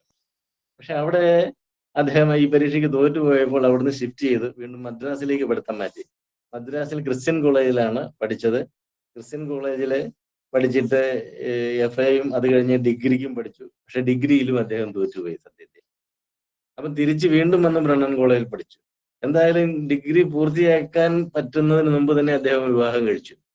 വിവാഹം കഴിച്ചത് യശോദ എന്ന് പറയുന്ന പെൺകുട്ടി ചുരിയായി കുഞ്ഞപ്പയുടെ മകളാണ്. ഈ ചുരിയായി കുഞ്ഞപ്പ എന്ന് പറയുന്നത് വളരെ പ്രസിദ്ധനായ, ഞാൻ ഇടയ്ക്ക് മുമ്പ് സൂചിപ്പിച്ചെന്ന് എൻ്റെ ഒരു ഓർമ്മ. വക്കീലായിരുന്നു, വൈദ്യനാണ്, വിഷവൈദ്യം അറിയാം, മന്ത്രവാദം അറിയാം, സാഹിത്യ മർമ്മജ്ഞനാണ്, മലയാളം, സംസ്കൃതം, തമിഴ്, ഹിന്ദുസ്ഥാനി, ഇംഗ്ലീഷ് എന്നീ ഭാഷകൾ അറിവുള്ള പേരെടുത്ത വ്യക്തിയായിരുന്നു. അദ്ദേഹത്തിന്റെ മകളെയാണ് സഹധർമ്മിണിയാക്കിയത്. ഇദ്ദേഹത്തിന്റെ വീടും സമ്പന്നമായ വീടായിരുന്നു. പക്ഷേ ഇദ്ദേഹത്തിന്റെ പുത്രി, നമ്മുടെ മുർക്കോത്തുകുമാരന്റെ സഹധർമ്മിണി യശോദാമ്മ വളരെ ദീനാനുകമ്പയുള്ള ഒരു സ്ത്രീയായിരുന്നു.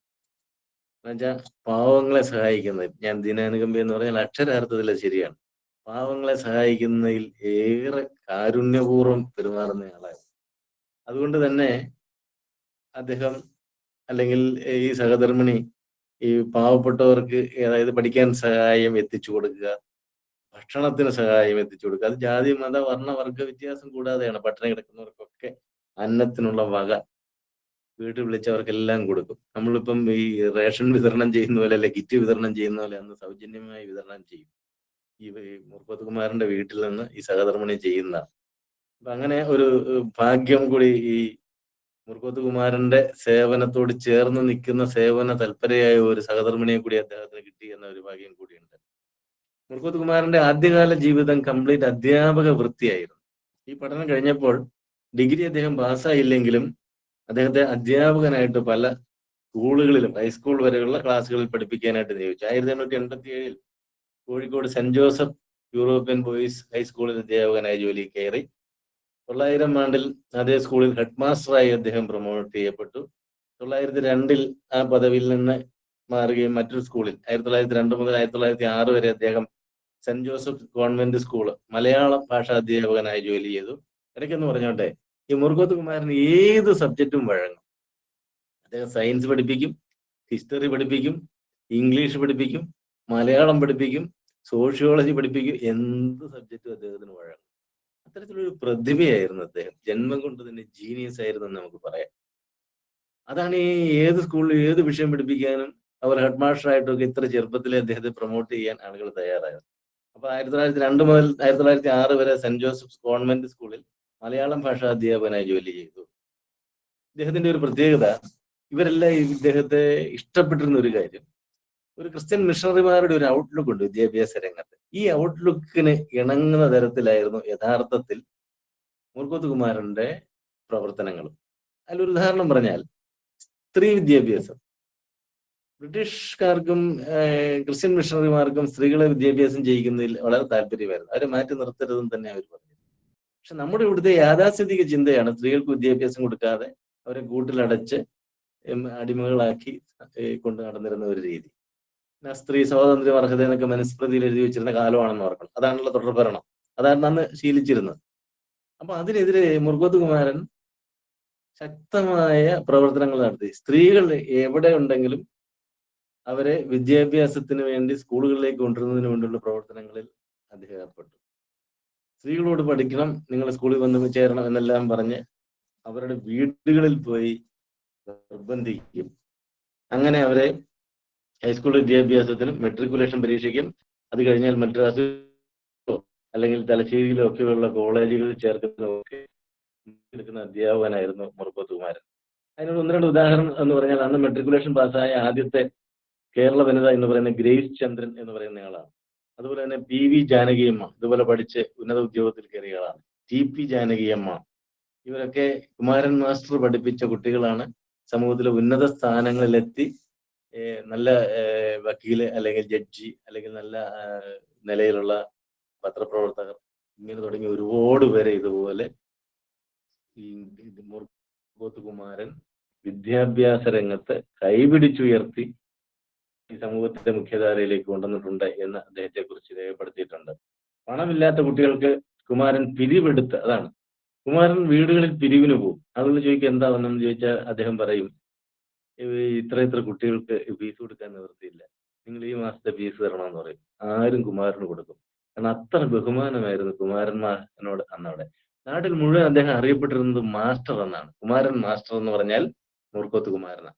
നമുക്കറിയാം പത്രാധിപർ എന്നറിയപ്പെട്ടിരുന്ന കേസുകുമാരനാണ് ഇവിടെ കേരളമതിയുടെ, ഇല്ലേ, നമുക്ക് എല്ലാവർക്കും അറിയാം. അപ്പൊ എന്നതുപോലെ മാസ്റ്റർ എന്നറിയപ്പെട്ടിരുന്ന കുമാരൻ, സഹോദരൻ എന്നറിയപ്പെട്ടിരുന്ന സഹോദരൻ അയ്യപ്പനായിരുന്നു, നമുക്കറിയാം. ദേശാഭിമാനി എന്നറിയപ്പെട്ടിരുന്ന GK മാധവനാണ്. അങ്ങനെ ഓരോരോ പേരിൽ ഓരോരുത്തരും അറിയപ്പെട്ടിരുന്നു. എന്നതുപോലെ ഇദ്ദേഹം അറിയപ്പെട്ടിരുന്നത് മാസ്റ്റർ എന്നാണ്. അപ്പം മാസ്റ്റർ എന്ന് പറഞ്ഞാൽ മുർഗോത്ത് കുമാരൻ മാസ്റ്റർ. അപ്പൊ ഈ മാസ്റ്റർ എന്ന് പറഞ്ഞാൽ ആരും എതിർക്കുകയില്ല.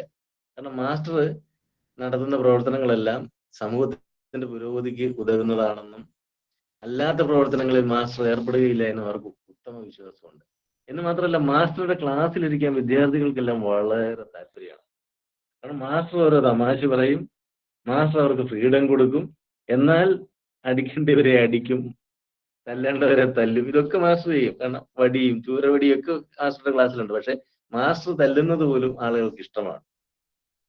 ആ തരത്തിലുള്ള വാത്സല്യവും കൊടുക്കും, അറിവും പകർന്നു കൊടുക്കും. ഒരു സബ്ജക്റ്റ് അദ്ദേഹം പഠിപ്പിച്ചാൽ ആ സബ്ജക്റ്റിന്റെ നമ്മളിപ്പോ ഒരു പുതിയ ഭാഷ ഉണ്ടല്ലോ, ക്യാപ്സൂൾ പരുവത്തിലല്ല അദ്ദേഹം പഠിപ്പിക്കുന്നത്. അതിന്റെ വിവിധ വശങ്ങളെ കുറിച്ച് ചർച്ച ചെയ്ത് അതെല്ലാം ക്രോഡീകരിച്ച് അറിവായി വിദ്യാർത്ഥികൾക്ക് പിടിയപ്പെടും. അപ്പൊ ഒരു കാര്യം മുർഗോത്ത് കുമാരൻ മാസ്റ്റർ ക്ലാസ്സിൽ പഠിപ്പിച്ചാൽ അത് ഒരിക്കലും മറക്കുകയില്ലെന്ന് മാത്രമല്ല, അതിനോട് ചേർന്നറിയേണ്ട ഒരുപാട് കാര്യങ്ങൾ കൂടി അദ്ദേഹത്തിൽ നിന്ന് പകർന്നു കിട്ടും. ഇതായിരുന്നു അദ്ദേഹത്തിന്റെ പഠിപ്പിക്കലിന്റെ ശൈലി. അങ്ങനെ കുറെ കാലം അധ്യാപക വൃത്തി മുർഗോത്ത് നടത്തി. പക്ഷെ അതോടൊപ്പം ഈ മാസ്റ്ററുടെ ഒരു പ്രത്യേകത, അധ്യാപക വൃത്തി നടത്തുമ്പോഴും നല്ല നല്ല ലേഖനങ്ങൾ പത്രമാസികകളിൽ എഴുതുമായിരുന്നു. പത്രമാസികകളിൽ ലേഖനങ്ങൾ എഴുതുക എന്നത് മാത്രമല്ല, കഥ എഴുതും, ചെറുകഥ. ചെറുപ്പം മുതൽ ചെറുകഥകൾ എഴുതി തുടങ്ങിയ ആളാണ് അദ്ദേഹം. മലയാളത്തിൽ ആദ്യമായി ലക്ഷണമൊത്ത കഥ എഴുതിയത് മൂർക്കോത്ത് കുമാരനാണെന്ന് സാഹിത്യ ലോകം അംഗീകരിച്ചിട്ടുള്ളതാണ്. ആദ്യകാലത്ത് അദ്ദേഹം കഥ എഴുതി പല പത്രമാസികകൾക്കും അയച്ചു കൊടുക്കുമ്പോൾ ഈ പത്രമാസികളൊന്നും മൂർക്കോത്ത് കുമാരൻ ആരാണെന്ന് അറിയാത്തതുകൊണ്ട് പ്രസിദ്ധീകരിക്കാൻ തയ്യാറായില്ല. അതിന്റെ ഒരു ഉദാഹരണം കലികാല വൈഭവം എന്നൊരു കഥയാണ് അദ്ദേഹം എഴുതിയിട്ട് മാതൃഭൂമി അടക്കമുള്ള പത്രങ്ങൾക്ക് അയച്ചു കൊടുത്തത്. അവർ പ്രസിദ്ധീകരിച്ചില്ല. പക്ഷെ അദ്ദേഹം തീരുമാനിച്ചു എന്നാൽ കോട്ടയത്തിന് അയക്കാം എന്ന് വിചാരിച്ച് അന്ന് KC മാമൻ മാപ്പിളയാണ് മനോരമയുടെ പത്രാധിപർ. അദ്ദേഹത്തിന് അയച്ചു കൊടുത്തു. KC മാമൻ മാപ്പിള അവരുടെ പത്രാധിപത്യത്തിൽ നടത്തുന്ന ഭാഷാഭൂഷണിയിൽ അത് പ്രസിദ്ധീകരിച്ചു എന്ന് മാത്രമല്ല, ഇദ്ദേഹത്തിന് പാരിതോഷികമായി ഏതാനും പുസ്തകങ്ങൾ അയച്ചു കൊടുക്കുകയും അദ്ദേഹത്തെ അഭിനന്ദിച്ചുകൊണ്ട് അല്ലെങ്കിൽ അനുമോദിച്ചുകൊണ്ട് ഒരു കത്ത് തിരികെ അയച്ചു കൊടുക്കുകയും ചെയ്തു എന്ന് അദ്ദേഹം രേഖപ്പെടുത്തുന്നുണ്ട്. ഇത് അദ്ദേഹത്തെ സംബന്ധിച്ചിടത്തോളം വലിയ പ്രോത്സാഹനമായിരുന്നു.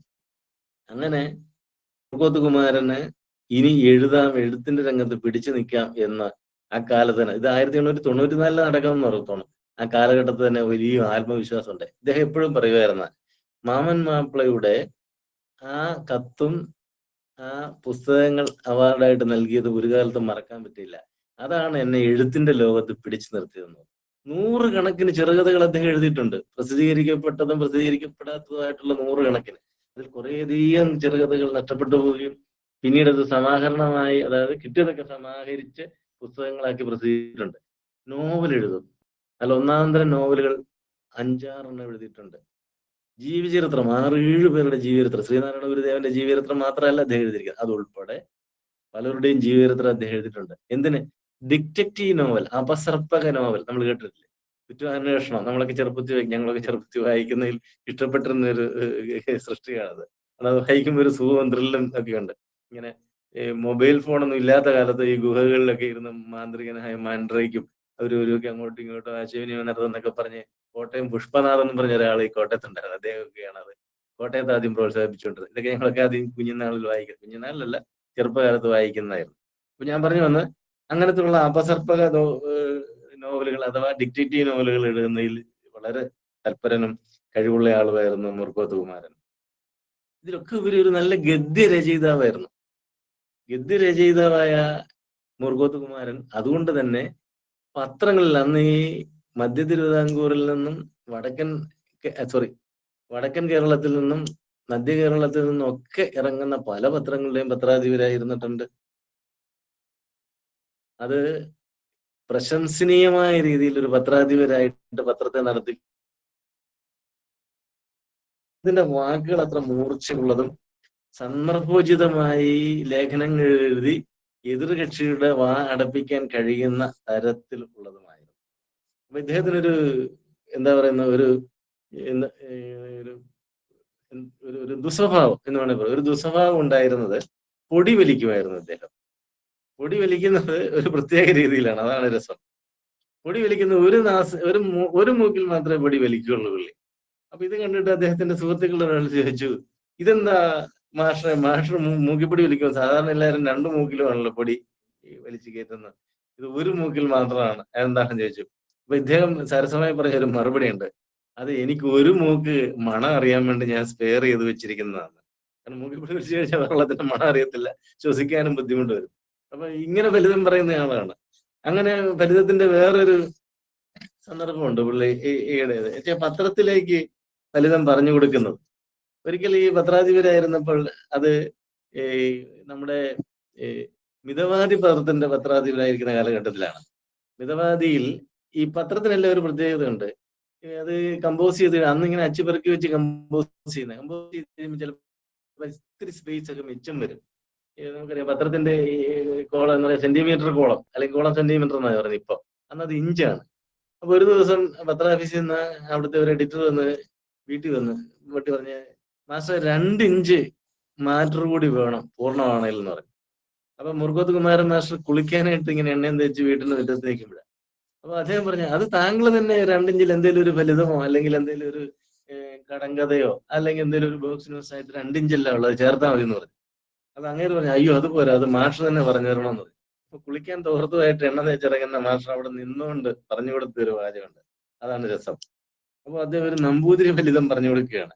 അദ്ദേഹം പറഞ്ഞു, ഒരു നമ്പൂതിരി കാര്യസ്ഥനോട് എന്ന് പറഞ്ഞിട്ട് പറഞ്ഞു, രാമ, ഭരണി ക്ഷൗരത്തിന് പറ്റുമോ? അന്ന് ഈ ക്ഷൗരം ചെയ്യുന്നതും ദിവസവും മുഹൂർത്തവും നോക്കിയ, മുടി വെട്ടുന്നത് മുഹൂർത്തം നോക്കി, പല്ല് തേക്കുന്നതിന് അല്ലെ തുണി അലക്കുന്നതിന് മുഹൂർത്തം, ഇങ്ങനെ ഓരോന്നിനും ഓരോ ദിവസവും കൽപ്പനയൊക്കെ ഉണ്ട്. അപ്പം ഭരണി നാള് ക്ഷൗരത്തിന് പറ്റുമോ എന്ന് ചോദിക്കുന്നതായിട്ടാണ്. അതിന്റെ ഫലിതം അവിടെയല്ല. അങ്ങനെ രാമൻ എന്ന് പറഞ്ഞ ബാല്യക്കാരനോട് ചോദിക്കുക, രാമ, ഭരണി ക്ഷൗരത്തിന് പറ്റുമോ? ഉടനെ രാമൻ എന്ന ബാല്യക്കാരന്റെ മറുപടി, തിരുമേനി, ഭരണി പറ്റില്ല. കുപ്പിയാണെങ്കിൽ പൊട്ടിപ്പോയാൽ ഒരു പക്ഷെ ഒപ്പിക്കാൻ പറ്റിയേക്കും. അപ്പം ഭരണി എന്ന് ബാല്യക്കാരൻ കേട്ടപ്പം ഈ മാങ്ങാ ഉപ്പിലിടുന്ന അല്ലെ അച്ചാറൊക്കെ വെക്കുന്ന അല്ലെ ഓരോന്ന് മോരൊക്കെ നമ്മള് ഒരൊഴിച്ച് വെക്കുന്ന ഭരണിയില്ലേ, ഈ ഭരണി ആയിരിക്കും എന്നോർത്ത് ബാല്യക്കാരൻ പറയുന്ന മറുപടി ഇതാണ്, ഭരണി ക്ഷൗരത്തിന് പറ്റുകയില്ല. കുപ്പിയാണെങ്കിൽ പൊട്ടിക്കഴിഞ്ഞാൽ അതിനൊരു വൈരം കാണുമല്ലോ, ആ വൈരം കൊണ്ട് കുപ്പിച്ചില്ലുകൊണ്ട് ക്ഷൗരം ചെയ്യാൻ പറ്റിയേക്കും എന്ന അർത്ഥത്തിൽ മറുപടി പറയുന്നതായിട്ടൊരു വലുത് എഴുതി അങ്ങോട്ട് ഇട്ടേക്കാൻ പറഞ്ഞു കൊടുക്കുന്നു. ഇത് രേഖപ്പെടുത്തി വെച്ചിട്ടുള്ളതാണ്. ഞാനിത് പറഞ്ഞത് ഇങ്ങനത്തെ ഇതിന് പത്രഭാഷയിൽ പറയുന്ന ഫില്ലർ എന്നാ, ഇങ്ങനെ ഒരു ഫില്ലർ കൊടുക്കുന്നു. ഇതുപോലെ ഫലിതങ്ങൾ എഴുതാൻ കൂടി ഈ മുർക്കോത്ത് കുമാരന് കഴിവുണ്ടായിരുന്നു. അപ്പൊ നമ്മൾ ആലോചിച്ച് നോക്കി, ഏത് രംഗത്ത് അദ്ദേഹത്തിന് കഴിവില്ലാത്ത. ഇനി വേറൊരു കഴിവ് ഞാൻ പറയാം. മുർക്കോത്ത് കുമാരൻ ഒന്നാം തരം കായിക പരിശീലനം സിദ്ധിച്ച ആളായിരുന്നു. ഈ കായിക പരിശീലനം എന്ന് പറഞ്ഞാൽ വെറും പരിശീലനമല്ല, ഒന്നാം തരം കളരിപ്പയറ്റ് പഠിച്ചിരുന്നു. കളരിപ്പയറ്റ് മാത്രമല്ല, നമ്മൾ ആധുനികമായിട്ട് നമുക്കറിയാം ഒളിമ്പിക്സ് അടക്കമുള്ള ഇതിന്റെ ഭാഗമായിട്ട് കിട്ടുന്ന ജിംനാസ്റ്റിക്സ് നമ്മൾ കണ്ടിട്ടുണ്ടാവും. ജിംനാസ്റ്റിക്സ് എന്ന് പറയുന്നത് നമ്മുടെ ചെറുപ്പക്കാരായ ആൺകുട്ടികളും പെൺകുട്ടികളും ഒക്കെ പങ്കെടുക്കുന്നുണ്ട് അതിനകത്ത്.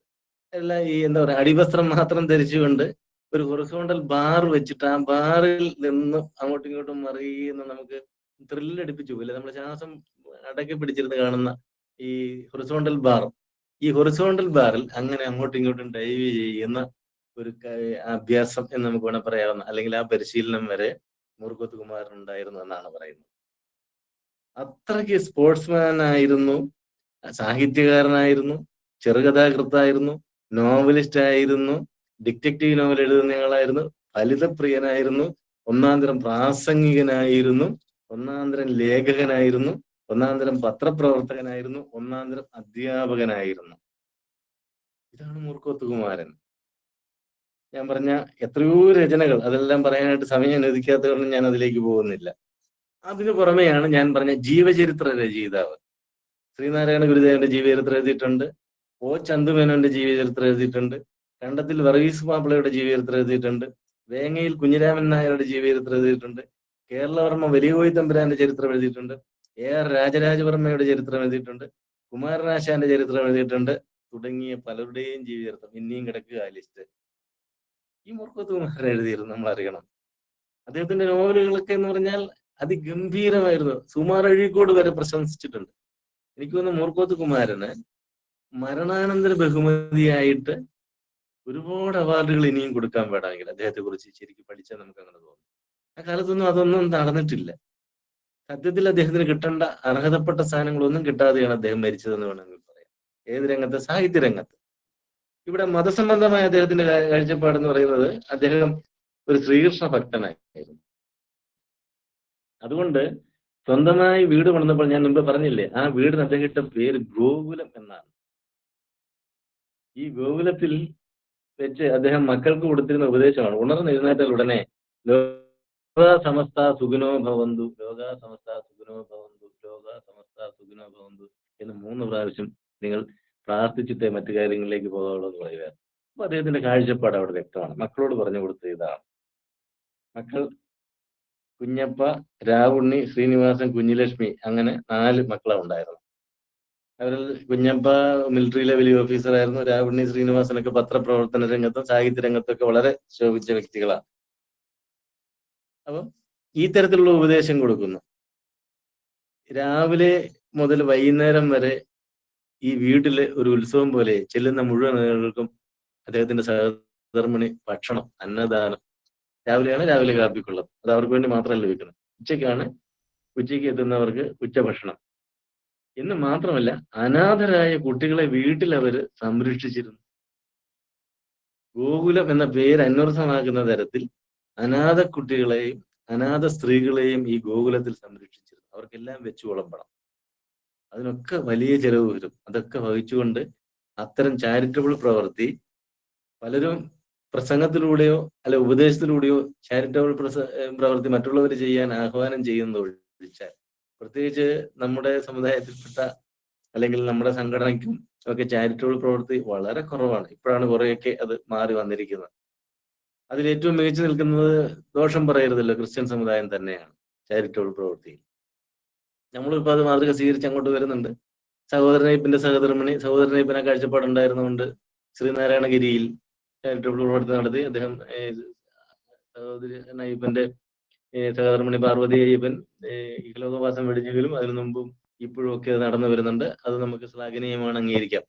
എന്നാൽ ഇത് നമ്മൾ തിരിച്ചറിയാതെ പോയ രംഗമാണ് ഈ മുർക്കോത്ത് കുമാരന്റെ വീട്ടിൽ ഇതുപോലത്തുള്ള ചാരിറ്റബിൾ പ്രവർത്തനങ്ങൾ ധാരാളമായി നടന്നിരുന്നു എന്നുള്ളത് എന്ന് നമ്മൾ തിരിച്ചറിയണം. അതിനെല്ലാം മുൻകൈ എടുത്തുകൊണ്ട് മുന്നിൽ നിന്ന് പ്രവർത്തിച്ചത് അദ്ദേഹത്തിന്റെ സഹധർമ്മിണിയായ യശോദാമ്മയായിരുന്നു. അപ്പൊ അങ്ങനെ അനാഥ കുട്ടികൾ, ഒരുപാട് കുട്ടികളെ അവിടെ താമസിപ്പിച്ച് പഠിപ്പിച്ചിട്ടുണ്ടെന്നാണ്. അതുപോലെ തന്നെ ഈ പറഞ്ഞ പോലെ സംരക്ഷിക്കാൻ ആളില്ലാത്ത സ്ത്രീകളെ അവിടെ സംരക്ഷിക്കുമായിരുന്നു. അതൊക്കെ ജാതി മത വർണ്ണ വർഗ വ്യത്യാസം ഒരു തരുമ്പ് പോലും കണക്കാക്കാതെയാണ്. അങ്ങനത്തെ യാതൊരു വേർതിരിവുകളും അവിടെ കാണിച്ചിരുന്നില്ല.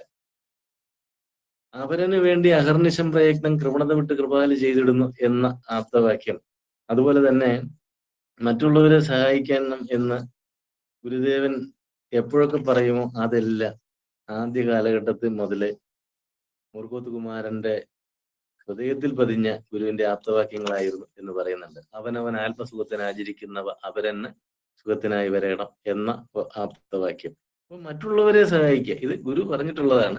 അത് ചെയ്യുമ്പോഴാണ് യഥാർത്ഥത്തിൽ നമ്മൾ ഗുരുഭക്തന്മാരാകുന്നത് എന്ന കാഴ്ചപ്പാടായിരുന്നു മുർക്കോത്തിനുണ്ടായിരുന്നത്. ഇത് ശരിക്കും പറഞ്ഞാല് ഒരു വേറിട്ട വ്യക്തിത്വം നമുക്ക് മുർക്കോത്ത് കുമാരനിൽ കാണാം. മുർക്കോത്ത് കുമാരൻ SNDP യോഗത്തിന്റെ ഔദ്യോഗിക സ്ഥാനമൊന്നും വഹിച്ചിട്ടില്ല.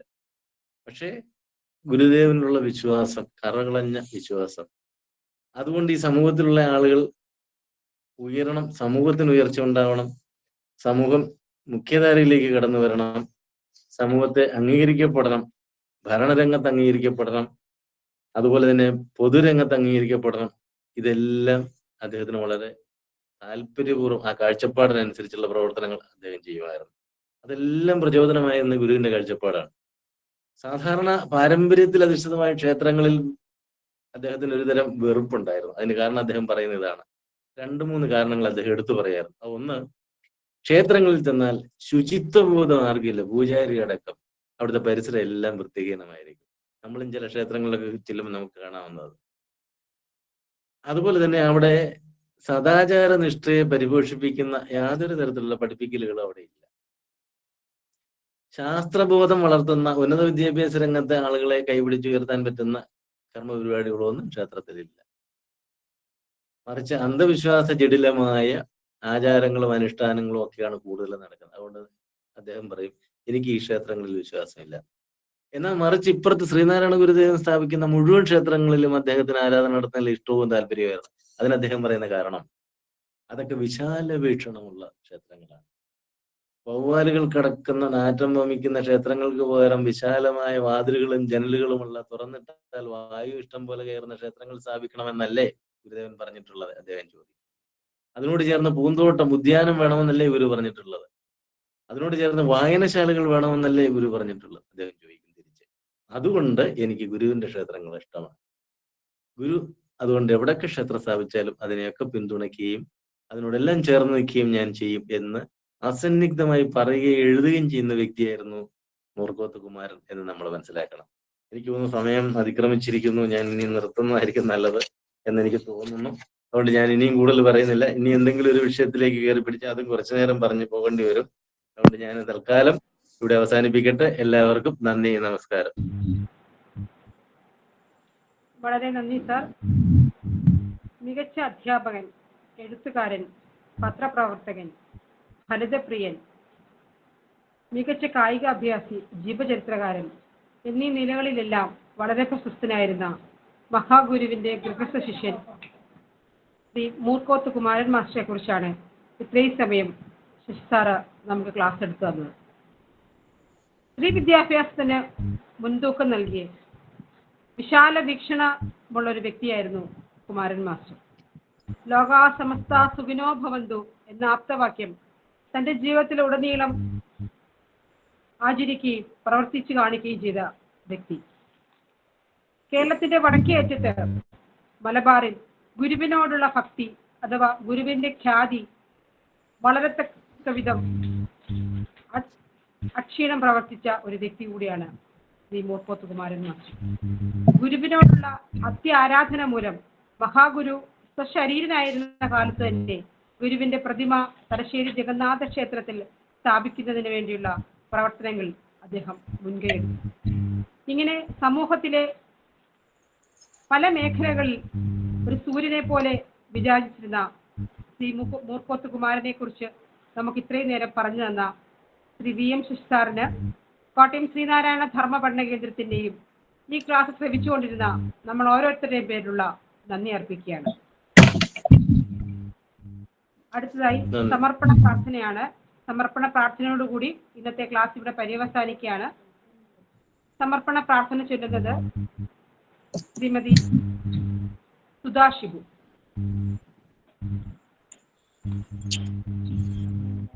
ഓം പൂർണ്ണമദ പൂർണ്ണമിദം പൂർണ്ണാത് പൂർണ്ണമുദച്യതേ പൂർണ്ണസ്യ പൂർണ്ണമാദായ പൂർണ്ണമേവ അവശിഷ്യതേ. ഓം ശാന്തി ശാന്തി ശാന്തി. ഓം തത്സത് ശ്രീനാരായണ ഗുരുവർപ്പണമസ്തു. എല്ലാവർക്കും ഒരിക്കൽ കൂടി നന്ദി അറിയിക്കുന്നു. ക്ലാസ് ഇവിടെ പര്യവസാനിച്ചിരിക്കുകയാണ്. ഏവർക്കും ഈ ഗ്രൂപ്പിൽ നിന്ന് മീറ്റിംഗിൽ നിന്ന് പുറത്തു പോകാവുന്നതാണ്.